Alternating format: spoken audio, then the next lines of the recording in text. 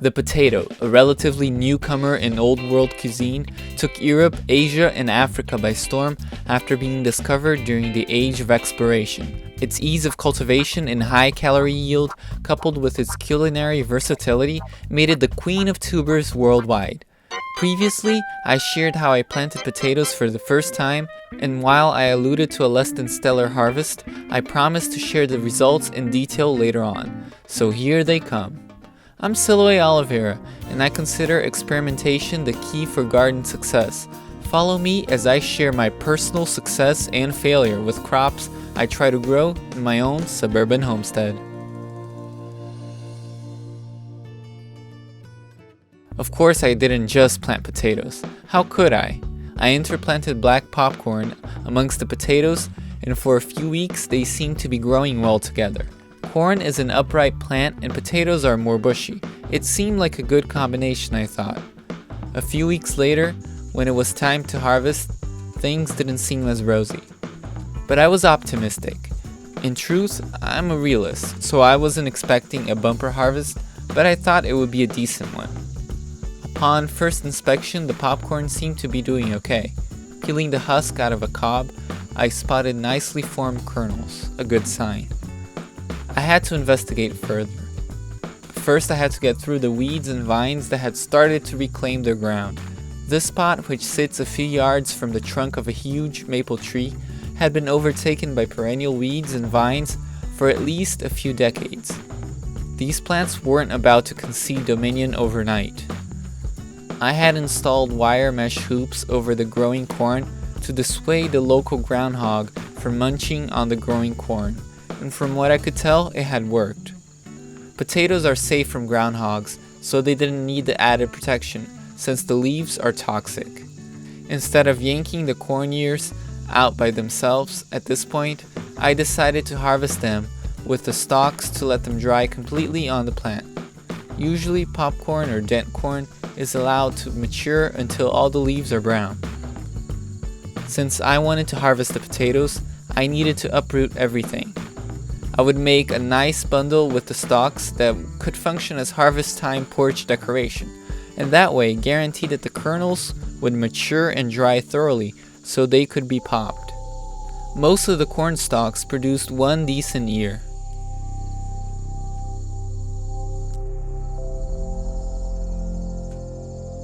Some of them produced small, malformed seeds, but overall, considering the shady location they grew on and the fact they had to compete with the potatoes, it seemed like an acceptable harvest.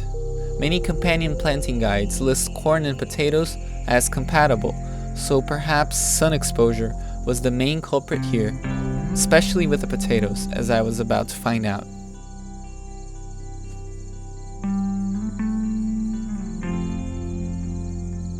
On the neighboring tomato trellis, which had produced decently, I found a special gift.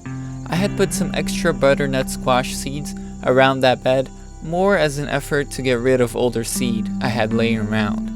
I wasn't expecting much, but there was nice fruit hanging from the trellis. It had managed to grow despite my complete neglect of these beds for weeks. I had only come down here to quickly pick tomatoes before mosquitoes zeroed in on my location and attacked with fury. With the corn out of the way, I was ready to see how well the potatoes had produced. But first, there were some large weeds that needed to be cleared. They too had taken the opportunity to grow. No wonder the odds for good potatoes were diminishing by the minute. But I kept hopeful. Hope is the last thing to die. Considering that this spot only gets about 4 hours of direct sun a day, just the biomass growing here seems surprising.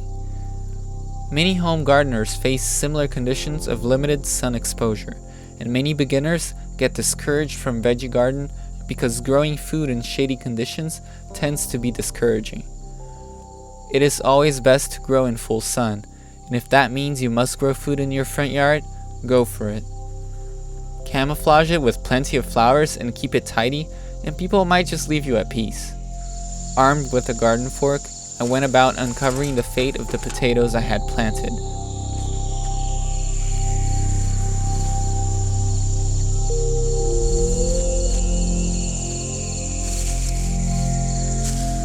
there was still a layer of ground covering weeds to go through.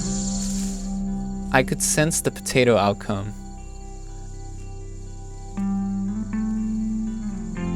At first, I got encouraged when I spotted a few potatoes that had been dislodged when uprooting the corn and wheat. Placing the first fruits safely on the wheelbarrow, I continued to dig. I felt that maybe my experiment would be fruitful. These were well-formed spuds, as big as the parent potatoes I cut up to grow. Some were smaller, but that was to be expected in any harvest. That's when it started to materialize that maybe this was really going downhill. I kept the faith, digging furiously. While I could find a good potato here and there were many small ones. This was discouraging. That's the thing with root crops, you never know what you have until you harvest. While when harvesting roots, you usually have to be careful not to pierce nice spuds with your garden fork. In my case, I didn't have much to worry about. That is sad. I systematically went through the entire plot, trying to find what tubers I could, while at the same time irrationally hoping that just a foot away I would find the mother lode.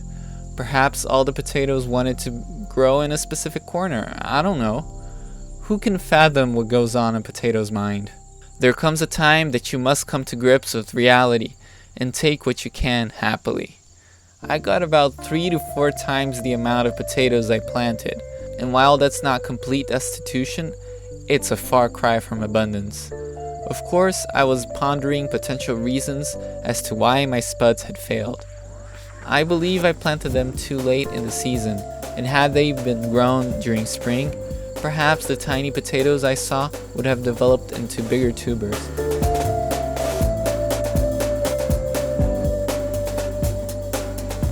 I also believe the shade cast not only by the towering maple trees, but by the tomato plants and trellis on the other side stunted the potato development. Of course, growing corn with the potatoes didn't help. Corn sucks up nitrogen from the soil, much like suburban kids suck up Capri Sun pouches. Potatoes lacking nitrogen will be stunted and yield poorly. Of course, the competing weeds didn't help at all.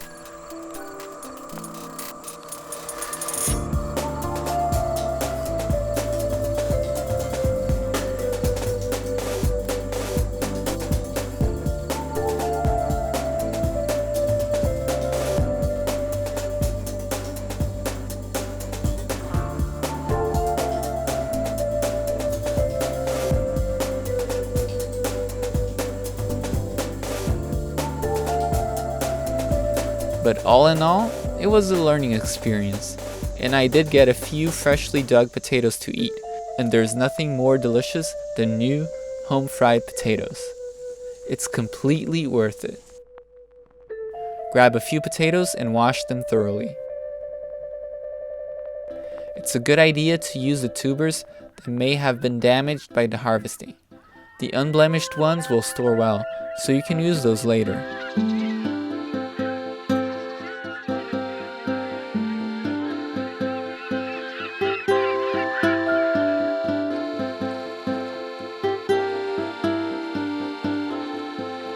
Cut your potatoes into small cubes.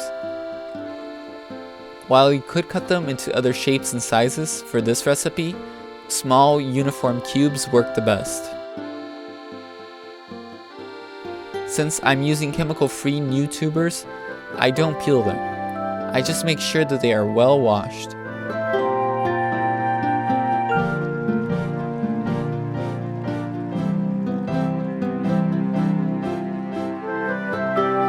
The cubes should be about 1/2 inch or 1 centimeter in size. This ensures that everything cooks fast and uniformly.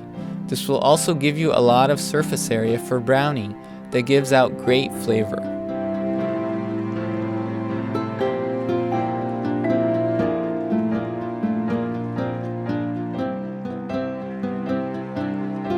Once you have cut up all your potatoes, drop them into a large stainless steel skillet coated with olive oil that has been heated.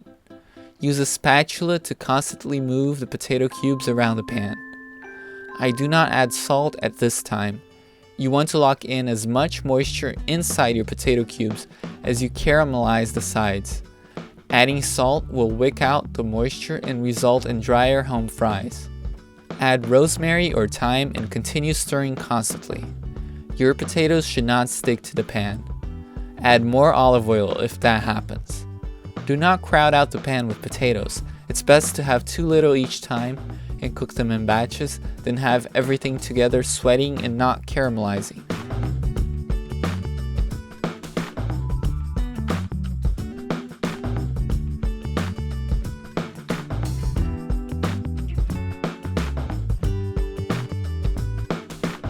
After a few minutes, they will have turned golden brown.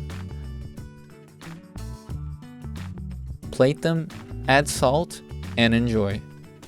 Such a simple dish is incredibly tasty.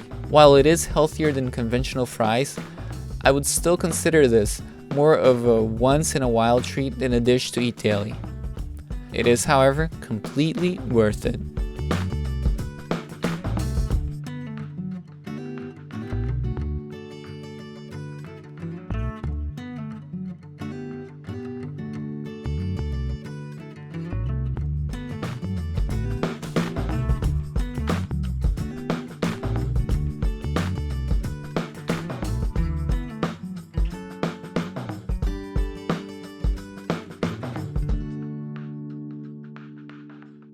Join me next time for another garden adventure.